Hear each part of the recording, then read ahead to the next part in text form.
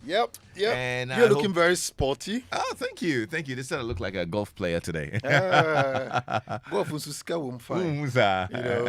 Kwame, you But better hone your skills I and better then do that. bring some dollars so that we can share. Good to be here. Kwame, how's your week been? Oh, it's been a good week. It's been a fantastic week. Great times on drive time. How about you? Yeah. Yesterday I enjoyed the conversation. And today is what was it? A wild, Wicked Wednesday. hairy Wednesday. Yes, absolutely. Wednesday. Yeah, but yesterday's topic was great. It's like the boys are suffering. There's this bill. Too many bills. And I mean, I'm the man. You know. Yeah, ma bill and now Johnny. You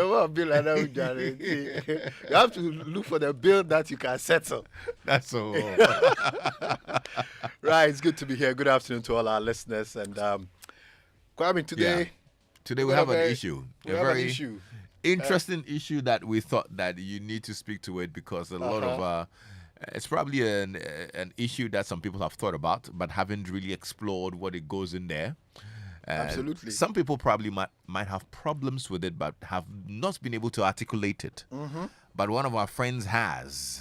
Let's hear it. He's called Kwejo, and he says he's in the fix. He lives in Tantra Hill, and he's a software developer. Okay.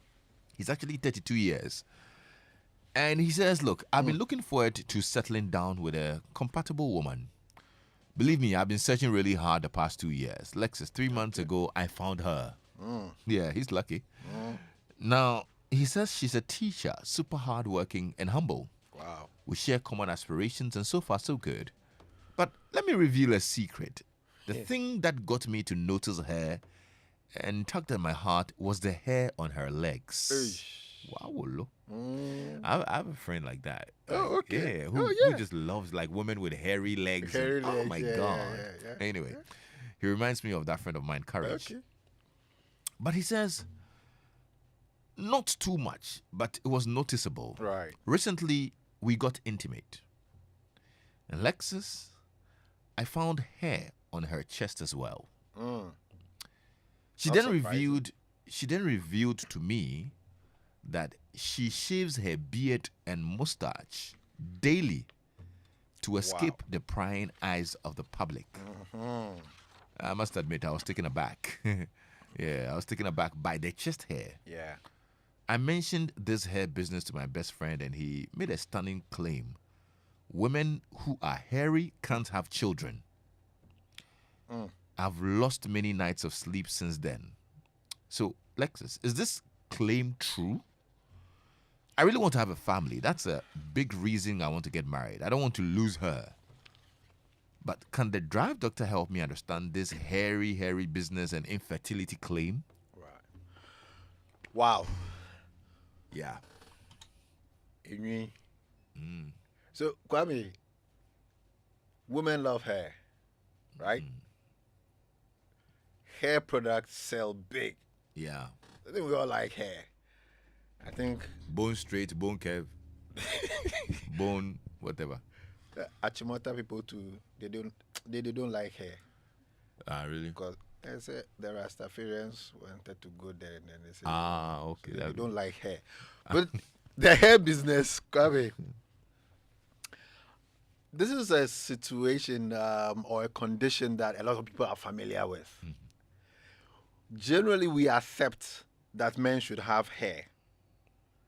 Beard gang. Yes. And these days, I don't know when that switch happened, but not having a beard is a problem.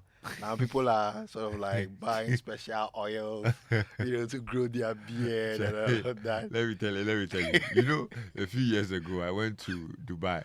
Right. And I bought the hair oil some to try and also grow it. Some years ago, I left my beard. And so I'm like, hey, Nami, what you say? But the hair, no, media is simusi. No. This is not for me. This is not my calling. That's big business. Growing their hair. They go to the salon to get all sorts of treatment for it. So today, we're going to look at hair and hair distribution growth in women, not men. I'm going to talk about hair growth in women. So, Kwame, this particular condition where a woman experiences what we call a male pattern distribution of hair on her body is called hirsutism. Or would say Head. hirsutism. Head to Hirsutism. suit. Okay. You practice, the assistant. Yeah. It's okay. Hirsutism. Any cheating? Or any. Because brofone, I know it. Or we say the woman is hirsute. Okay. All right. It means that this female who is most likely post-pubertal, post-puberty, has matured hair in a male pattern distribution. So when we talk about male pattern distribution, what do we mean? When you take pubic hair, for example, everybody is a secondary sexual characteristic. So when you hit puberty, you begin to have hair down there in the pubic area. Then in females, typically, the hair would grow side to side. Right side, left side. Right? It doesn't tend to grow towards the belly button. Or it will never go beyond the belly button. Right? For men, it will go side to side, and then it also rises or grows towards the belly button and beyond, towards the chest. Right. So that is male pattern pubic hair distribution. The growth of the pubic hair towards the belly button, beyond the belly button, and towards the chest. So if a woman is hirsute, we will find this type of pubic hair distribution. The hair grows towards the belly button, beyond the belly button, and towards the chest. Then we would call that male pattern pubic hair distribution. Men also grow a beard. Men would grow a mustache. So hair over the upper lip and then over the lower jaw, we would say mustache and beard respectively. So we don't expect a woman to have that. Kwame, are we streaming live on Facebook or something? Yes. Because we've got a picture right here on the studio screen, and if we are streaming live on Facebook, then I think people can have a look at the picture that we have put up. But if not, then I would want people just to look up hirsute or hirsutism, and you'd get pictures of it. Well, So we're live on Facebook. we're live on Facebook, So they right. can have a look at So the they can picture. have a look at that. So this picture that is up right now, Kwame, you see a woman wearing a beard, Yeah. and this is what or how the woman would present if she doesn't shave. Right. So it's not just one or two stubbles of hair that you have on the chin. This is a beard as a growing man would have it, and they have to shave, as our friend narrated, to keep the prying eyes of the public away. So that's also another male pattern hair distribution. Kwame, some men also have hair, or typical men will have hair on their inner thigh and then over their butt as well. So again, if you have hair over the inner thigh or in the inner thigh distribution and over your butt as a female, then again you are demonstrating male pattern hair distribution. As for the legs, it's not, we cannot say conclusively that that's a male pattern hair distribution. I think it is just the degree to which you have developed hair on your legs that will make us think that, because even with men, not all men have hairy legs. Some have more hair than others. Then the last place is your back. So over the back. I know a few people, who have a lot of hair over their back. So again, if you find matured hair over the back of a female, a post-pubertal female, a female after the puberty, then you would think you would say this is male pattern hair distribution. Kwame, it's important we spend time on this describing the pattern, because it's not just having a lot of hair. So when we put the teaser out today, and I asked the question of a lot of the men, do you like a hairy woman? They all answered with a question: where is the hair? Where is the hair? So depending on the hair distribution, then we have that. So our friend Kweju, who sent in this message, tells us about the hairy legs, which was the attraction. Yeah. He didn't bargain for the hair on the chest. I know a few individuals who that is also a big attraction, because when the women dress and then they show a bit of cleavage and you see a tuft of hair, sticking out, then for some it's an attraction. Oh, wow. But then, will be in your pool. Yes. But then I doubt when the hair is all over their abdomen and all of that, then it becomes a bit of a problem. So this is what hirsutism, excessive hair in a male pattern distribution in a female beyond the pubertal period, Wow. is what we know as hirsutism. How common is it? Kwame, it is fairly common. If you take that particular age group that I'm referring to after puberty, then about 5 to 10% of all females would have the condition. So Kwame, if you look at 10%, it means 1 in 10. Yeah. So that's pretty common. Yeah. Situation. Okay. So how does it come about? Right. So hirsutism in itself is not a disease entity. Rather, it's a symptom of something else. So when we see that a woman is hirsute, then we begin to look at the medical condition that can present with that. Okay. Right. So 75% of all cases of hirsutism, the female is diagnosed with a medical condition called PCOS. PCOS. I heard PCOS before. Right. Polycystic, so the PC, ovarian syndrome. Oh. Right. Polycystic ovarian syndrome. So two important words here, the ovary and then cystic, cysts. So cysts are fluid-filled small balloons, if you like. Structures that appear in the ovary. The ovary is the, if you like, the egg-producing apparatus for the female. So it has a very important connection with reproduction. But it also produces hormones, all right? What we call the reproductive hormones. So it's a very, very important structure when we talk about fertility. And when the substance of the ovary is taken up by these cysts, you have many of these small cysts. Then we use the word poly to describe that appearance of the ovary. So polycystic ovarian syndrome.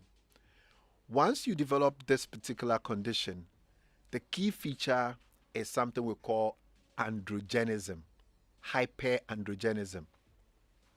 Androgens refer to the male hormones, all right? So Kwame, I always say that every individual has male hormones and female hormones. It is just the balance that makes one appear feminine on the outside and then masculine to everybody else or to the rest of the world. If you have a lot more female hormones, estrogens, then you develop female secondary characteristics. If you have a lot more androgens, then you develop male characteristics.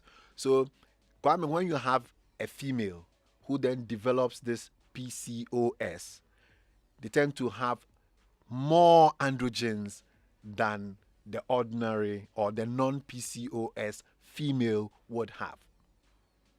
So you ask yourself, what are the features? What will male hormones do to a human being? Well, it will give them a deep voice. So they lose that feminine voice that we would associate with a female, or the voice that we would associate with a female. It will make them muscular. So androgens. Physically. Sorry. Physically, they're going to Yes, develop muscles. yes, they become muscular because that's one of the effects of testosterone. That's why it's a banned thing with the Athletics Federation or the World Anti-Doping Agency. They'll ban testosterone because it makes you muscular. And then with the muscles, I mean, every sport, chest crash, they say about chest crash, we hear muscle, So it makes you muscular. So they lose their feminine appearance. I've been at the endocrine clinic a few times, and then they walk in and you look at them and they look male. It causes a regression of breast development. Okay. So they have a relatively flatter chest. Okay. Because you have a lot of androgens, a lot of male hormones. They've got thicker and stronger bones. And I mean, oya rofa or the way chibe come for more. Oko jijene ntokwa or 2 bits. Because they got strong bones as well. Then they become hirsute. They start to grow hair in a male pattern, to even the extent that some of them develop something we call alopecia, which is male pattern baldness. They lose the hair on the head while they grow the hair in other places that men would ordinarily grow hair. But I mean, it also increases their sex drive because again, that's what testosterone also does for you. So, I mean, you see what I say about the bald men and why the women tend to, yeah. So anytime you poke fun at my baldness, I know the fans that I'm getting from there. The Team XX. Right. So that is polycystic ovarian syndrome. It's a syndrome of hyperandrogenism where they produce a lot more male hormones, become hirsute. And this accounts for 75% of all the cases of excessive hair, male pattern hair that we see in females. Kwajo's concerns are valid to an extent because I mentioned that once the ovary is filled with cysts, then the ovary becomes dysfunctional in terms of its egg producing abilities. And the individual, that female, more likely will have fertility challenges if untreated. Right. I'll come to that a bit in trying to allay Kwajo's fears, but I'll talk about the other causes of the hirsutism. Kwame, sometimes you may have we doctors being responsible when we prescribe certain medications for patients for other conditions. So sometimes we may put patients on drugs for epilepsy, some anti-epileptic drugs, and it can make that female start to develop hair in a male pattern distribution. So this has nothing to do with the PCOS that we have described. It's nothing to do with the hormones and all of that. It's just the drug that has caused certain changes or the balance of hormones. So some of these things are caused by medications that your doctor would put you on. But since we know these things too, before a doctor will put you on that medication, he would let you know, or the pharmacist would have this conversation with you that you may start to see hair growth in certain parts of your body. Don't worry, once you are off the medication, these things will tend to regress. So they are quite a tall list of medications, and that's why we always say that self-medication, it's not something that we encourage, because you may experience certain symptoms that you may not know. So again, Kwadwo, I would advise that the wife should get medical care, because it may be that she's on a particular drug, and that's why she has become hirsute, and not that there's any long-lasting problem. Sometimes you see what we call moderate hirsutism, a little bit of hair in different places, in pregnant women, again because of a particular hormone that is secreted in very high quantities towards the end of the pregnancy, and this particular hormone, prolactin, sometimes can offset the balance of other hormones and lead you to develop a little bit of hirsutism. So it is not unusual to find at the antenatal clinic women coming in, and they're growing a little bit of a beard, and usually after the pregnancy, and when the prolactin levels start to come down, these things tend to regress. So, Kwame, broadly, these are the causes. There are other minor rare causes. I don't want to go into those details. A host of endocrine, hormone-related diseases that can also do that. Okay. If you have any questions, you can WhatsApp us on 055 1111997. Today we can activate the phone lines as well on 0302 216541. You can WhatsApp on 055 1111997. Okay, Doc. Right. So, Kwame, let's look at a few treatment modalities. So, Kwadwo, I'd like you to know that even if it is PCOS, one of the things that your girlfriend or your wife to be would complain about or would see is irregular menstrual cycles, or problems with her menstrual cycles. So that would be a first question that you can ask of her, and if she answers yes to that, then it will be a good idea to book an appointment with your family physician. Walk into any hospital, ask to see a doctor, and have a conversation. The doctor, probably after doing the preliminary checks, will either send you off to see the obstetrician gynecologist, or send you to see an endocrinologist at the endocrine clinic. And Kwame, it's easy to diagnose. Simple blood tests to look at hormonal levels, and then also the description. Usually it's a physical examination of the patient would reveal a lot of things. We know how a woman in the post-pubertal period should look like or should appear. So when we do a physical examination, we are able to tell. Then blood work would also tell.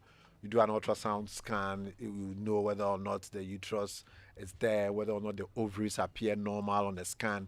So most hospitals should be able to clinch the diagnosis of hirsutism and the underlying condition, if it is, say, PCOS. The doctor too takes a history. They will know about medicines. So a medicines history too will sort it out. Now, treatment options. Since 75% of all the cases of excessive hairy or excessive hair in women is PCOS, the treatment options there are treatment options for that particular medical condition. Kwame, weight loss is one of those things. We encourage weight loss. It's often the first step in treating hirsutism. Losing even 5% of your body weight can lower your androgen levels. So that's how it works. You lose weight, and it has this connection or a way of bringing your male hormone levels down. So, Kwame, you see, when we talk about weight loss, obesity, and all of that, there's so many health benefits that we derive from that. So that's one of the first steps. Then there are drug treatments, various drug treatments that can be used to also bring down the hair growth. That one will leave it for your doctors to determine which one is appropriate for you. Sometimes the drug that we give out do not work, then there are other treatment modalities for the hair. Especially if we look at it and we don't find any underlying condition. You don't have PCOS, you're not on any particular drug that is causing you to be hirsute. Then there are hair treatment options. Dermatology clinics. They have ways of dealing with the excessive hair or hair removal methods. So, when was it last week that you interviewed? Is it Dr. Dele? Yeah, Professor Dele. Professor Dele, that was last week. There's actually even a profile, right? Yeah, there's a part 2 tomorrow, actually. Oh, okay, yeah, wonderful. We had a very interesting conversation. So these are all individuals who, in that field. I know dermatology is not so common, but there are quite a few options for that, even if it becomes difficult to treat. So, lastly, there are surgical options, but that's extreme measure for dealing with that excessive hair. So it can be treated, even if it is PCOS. The individual's fertility, there can be a return to fertility, or can improve her fertility chances. So, Kwadwo, if you are listening, I don't think you should make a hasty decision to curtail this relationship just because your girlfriend is hirsute. Yeah. You need to really find out the underlying diagnosis, and even if it is PCOS, which is 7 out of 10 cases, it can still be treated. Okay, just a few questions and quickly before we go, because we ran out of time. Doc, how does the hormonal imbalance happen? What causes a woman to grow more male hormones, which causes the PCOS? Right. And then also, when you put on a contraceptive for the hormonal imbalance, does it cure the ovarian cyst when you're done taking it? Right. So the first thing is that the imbalance happens because the ovary, which ordinarily would produce the female hormones, it's now diseased. When we talk about the multiple cysts that are in the ovary, so now the ovary is dysfunctional. So the ovary won't produce the eggs, and then the ovary won't also produce the female hormones. So now you get an imbalance. Remember that the male hormones exist already. So if you are not producing female hormones, then automatically that predominance of the male hormones happen. So that is how it happens in PCOS. One of the treatment modalities for hirsutism is by us giving you contraceptives which contain progesterone and estrogen. So yes, the family planning, hormonal family planning method is how we treat that, because it contains progesterone, estrogen, which are the female hormones. So when we give that to you, it corrects it. So it's one way we use to correct the problem. There's so many questions, but we're out of time. So please share your number with us, Doc. So that sadly, we do an open clinic next week on this, because there's so many questions. So the number is 0501 477 340. Member of the team at Medicas Hospital will talk to you. If you want to hit us on WhatsApp, it's the same number, 0501 477 340. And you can reach us on our social media handles, Facebook, Instagram, and X. Dr. Yaw Osafo is the CEO of Medicas Hospital. Thank you so much, Doc.